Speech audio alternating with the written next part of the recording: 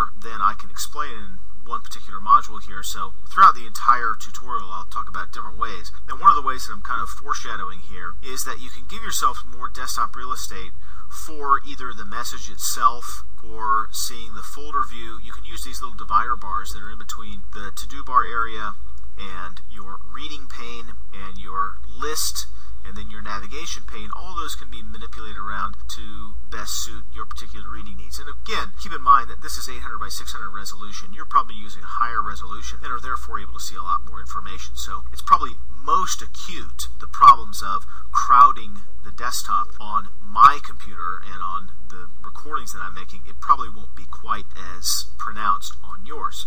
But be that as it may, there's still some ways that you can free up a lot of the space. I think I pointed out here that you can minimize this to-do bar if you want to, and you just click that little chevron there. You can close it all together and then go to your view menu and then turn on and off the to-do bar if you want to. You notice also that there are a set of options for the to-do bar, which you can also get to with a right click. So if I go to the to-do bar and give a right click on the title of the to-do bar itself and go to options, I can show a couple of months, a couple of appointments, and then decide whether or not to show the task list. So I can configure this just how I want it to behave. On the other side of the desktop, there are options that will, again, free up your real estate. And this over here on the left-hand side, we focus mostly on the right-hand side, but now the left-hand side, where I now see my mail folders, this is the navigation pane.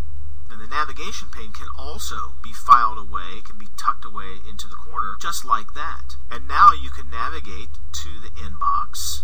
What's that going to be? Of course, it's the calendar. What's that going to be? That's your list of contacts. That's your list of tasks. And as you go around to different places within Outlook, as you deal with your tasks, you'll notice that sometimes it has the to-do bar, sometimes it has a reading pane, and sometimes it does not. If I'm dealing with just the calendar, notice that that reading pane, as well as the to-do bar, those both go away. In the navigation pane now, notice if I hover my mouse over this big bar that's titled navigation pane, that means it's a pretty good indicator that I can click on it. And if I do click on it, I see this little mini navigational pane here. So if I'm dealing with the inbox, look how this changes.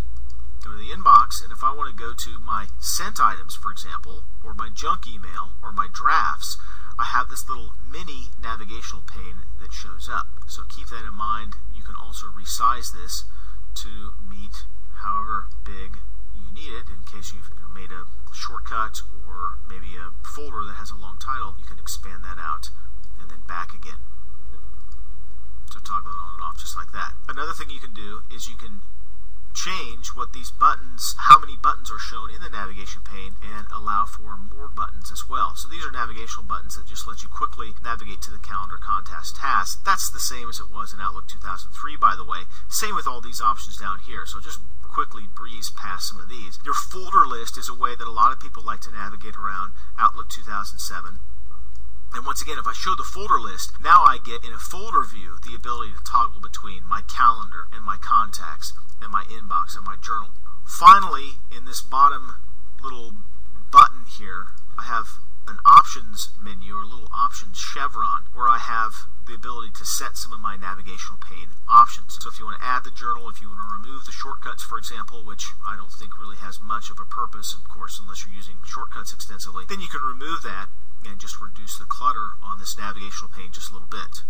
As a final note here, and I know, speaking of previous versions of Outlook 2003 and previous, a lot of people have never really gotten used to this reading pane. I love it. I really prefer the reading pane because it gives me, again, kind of a left to right view of how I'm used to reading things, and that's how it was designed. But another way that you can manipulate Outlook 2007, the interface, is that you can reset things so that you see your email on the top and the actual email itself on the bottom, or the list of email, your inbox, on the top and the email itself on the bottom. So you do that in the view menu here, and this is really just like it was before in Outlook 2003. You set your reading pane options to off, bottom, or right. So if I set it to bottom, then it looks more like previous editions.